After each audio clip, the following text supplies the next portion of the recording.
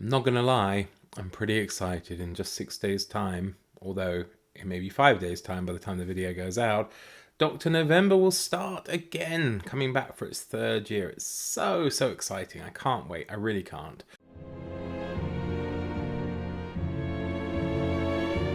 Hello everybody, welcome back to my channel Book Time with Elvis with me, Mark, and I hope you're doing very well.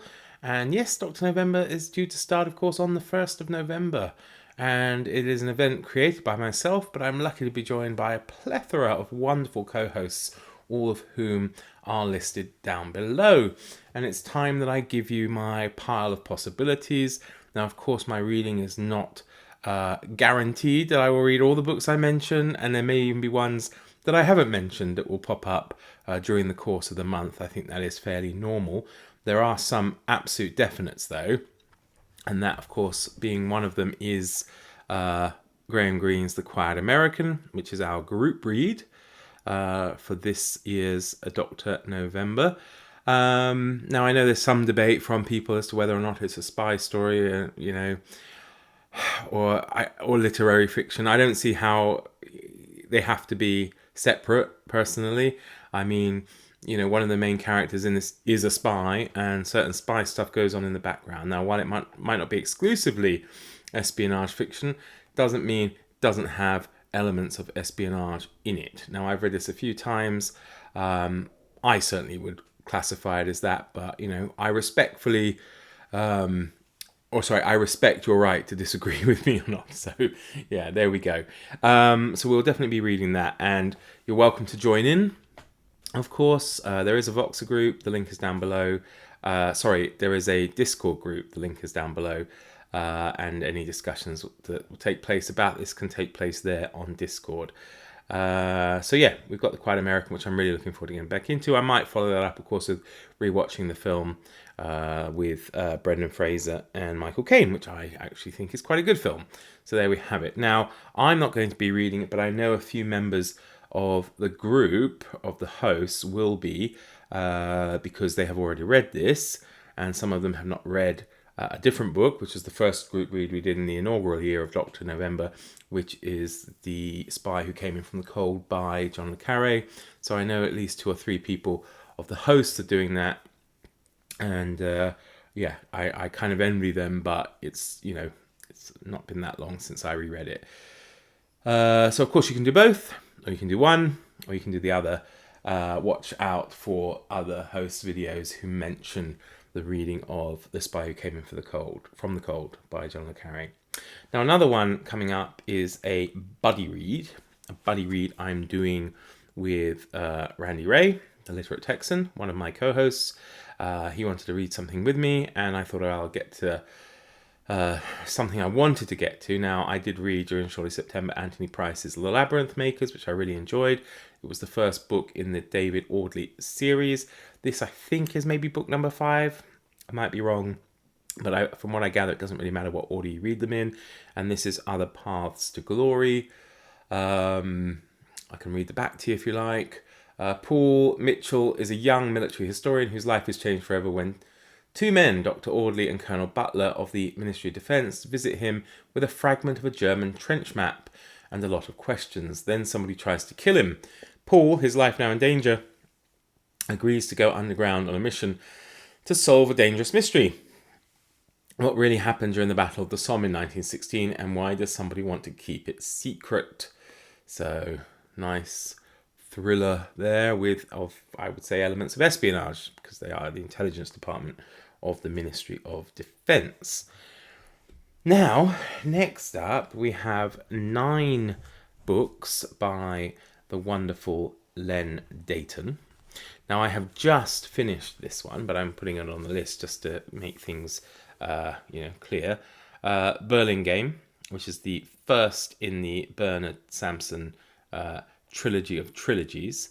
So I will be reading from the 1st of November the second book, which is Mexico set, and I hope at least to get to as well the third book of the first trilogy, which is this one here, London Match. Now, all things going well, I doubt I'll get them all done in November, but if not, I might carry on through to December, seeing how they take me. I can move on to the second trilogy, which is Spy Hook, Spy Line, and Spy Sinker. And if things go really well, I can move on to the final trilogy in this set of trilogies, which is Hope, Faith. Any ideas what the last one is? And Charity. So there we have it. So yeah, these are all concerning Dayton spy Bernie Sampson, who is quite new to me, I have to say. I hadn't read any Bernie Sampson books before, and gathering from my experience, going from my experience with Berlin Game, I think is absolutely wonderful. So I'm very, very much looking forward to continuing this series. I thought it was extremely well done. I think Dayton's a fantastic writer, both of fiction and non-fiction, and Sampson is a really good character. So looking forward to that. Now also, I hope to get some Ashenden in by William Somerset Maugham. I think that would be great, based off his own experiences with intelligence. A collection of short stories, really. I'm not sure how they are connected. I have read a few of the stories in other volumes, but I don't think I've read it as, in any kind of order as they seem to be put in that book. And then just, because I might have extra time on my hands, I do plan to hopefully read a few short stories out of this, the Big Book of Espionage, which includes stories by the likes of Ian Fleming, Eric Ambler, Sarah Paretsky, Jeffrey Deaver, Olin Steinhauer, and Joseph Finder. There's a few others in here, of course, who are well known. William LeCue is in here, John Buchan, William Somerset Maugham, definitely there. The Hairless Mexican, I think, is a Ashenden story.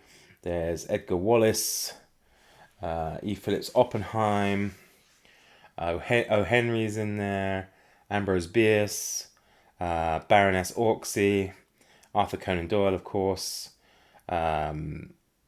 What's his name? H. Bedford Jones. Can't remember his first name. Or has he always got an initial? Who else? Yeah, a few others.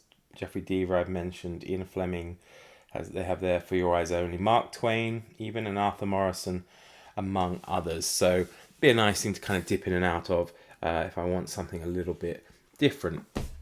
Now we're going to move on to non-fiction. So I have a couple of options, well, 3 options really for the non-fiction part, and one is this one here.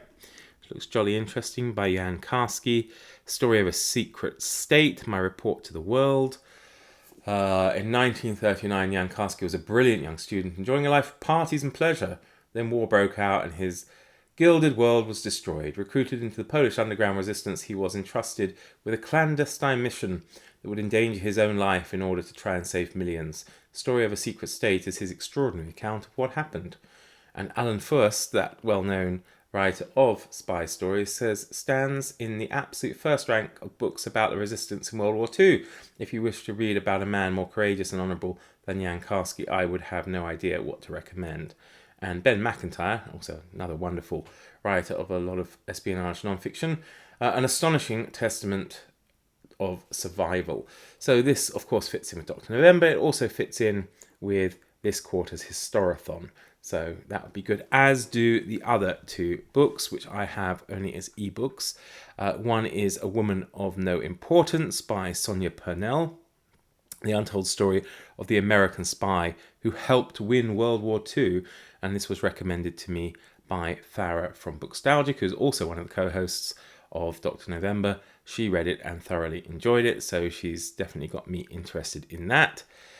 And the final book I will attempt in the non-fiction section is The Secret War, Spies, Codes and Guerrillas, 1939 to 1945 by the wonderful Max Hastings. So there we have it. Those are the books I plan to read for Dr. November. Don't hold me to it. You never know, anything can crop up, and there could be something else I come across during the course of listening and reading something else that puts me into something completely different. But with all the best intentions, these are the ones I hope to get to. As I say, some of them are definite, but we shall see where the month takes us. I'm looking forward to it ever so much. If you couldn't tell, I also hope you will be tempted to join in, all you have to do is read one book, fiction or non-fiction, that is espionage related, and you would have taken part. So it's pretty simple, really.